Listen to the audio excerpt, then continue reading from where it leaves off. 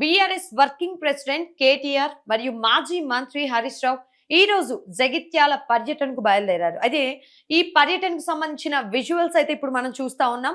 కేటీఆర్ మరియు హరీష్ రావు ఈ రోజు ఉదయం 9 గంటలకు హరీష్ రావు నార్సింగి నివాసం నుంచి కారులో జగిత్యాలకు బయలుదేరారు. ఏప్రిల్ 20న జగిత్యాలలో జరగనున్న బీఆర్ఎస్ అధినేత కేసీఆర్ ప్రజా ఆశీర్వాద సభ ఏర్పాట్లను పరిశీలించేందుకే ఇద్దరు కూడా బయలుదేరినట్లు తెలుస్తా ఉంది. అయితే ఈ సభలో కాంగ్రెస్ సీనియర్ నేత జీవన్ రెడ్డి బీఆర్ఎస్ లో చేరబోతున్నారు. ఇక సుమారు 1,00,000 మందితో భారీ బహిరంగ సభను నిర్వహించేందుకు పార్టీ అధిష్టానం కోరినట్లు తెలుస్తా ఉంది.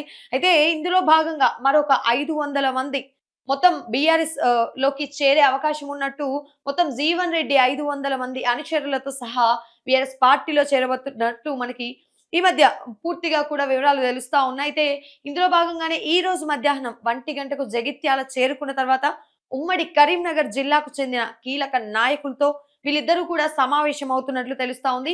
సభ విజయవంతం కోసం నాయకులకు దిశానిర్దేశం చేయబోతున్నట్లు కూడా తెలుస్తా ఉంది. అయితే అనంతరం మధ్యాహ్నం 2 గంటలకు జగిత్యాలలో కేటీఆర్ మరియు హరీష్ రావు ఇద్దరు కూడా మీడియాతో మాట్లాడనున్నట్లు తెలుస్తా ఉంది.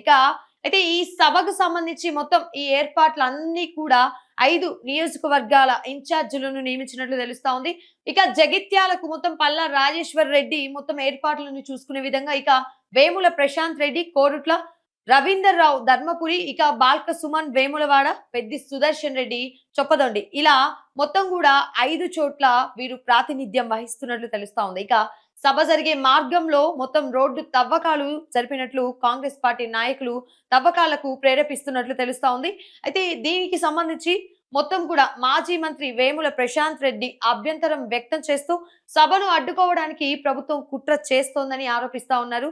అయితే మొత్తం కూడా తవ్వకాలు, మొత్తం రోడ్డు మార్గ మధ్యంలో తవ్వకాలు చేసినట్టు కాంగ్రెస్ ప్రభుత్వం ఏదైతే మొత్తం బీఆర్ఎస్ పార్టీ చేస్తున్నటువంటి ప్రాతినిధ్యం వహిస్తున్నటువంటి ఈ 5 నియోజకవర్గాల్లో చాలా వరకు వీళ్ళందరినీ కూడా కార్యకర్తలను, రేపు సభకు రాబోయే కార్యకర్తలను, అదేవిధంగా సభలో పాల్గొనబోతున్న బిఎస్ శ్రేణులను కొంతవరకు ఇబ్బంది పెట్టే ప్రయత్నాలు చేస్తా ఉన్నారని, అయితే అందులో భాగంగానే ఈ రోడ్డు తవ్వకాలు కూడా చేశారని చెప్పేసి కూడా చాలా పెద్ద ఎత్తున బీఆర్ఎస్ పార్టీ శ్రేణులందరూ కూడా మండిపడతా ఉన్నారు. సో ఇది ఇప్పటి వరకు ఉన్నటువంటి అప్డేట్స్. చూద్దాం మరి మీడియా ముందుకు 2 గంటలకు హరీష్ రావు, ఇక కేటీఆర్ ఇద్దరు కూడా వచ్చి ఏం మాట్లాడతారు, ఇక ఈ మొత్తం ఈ ఏర్పాట్ల గురించి ఏమైనా మాట్లాడతారా, లేదంటే సభకు సంబంధించి ఏదైనా ముఖ్య ఉద్దేశాలను వాళ్ళు వివరించే దిశగా పోతారా అని చెప్పేసి ఇక చూడాలి.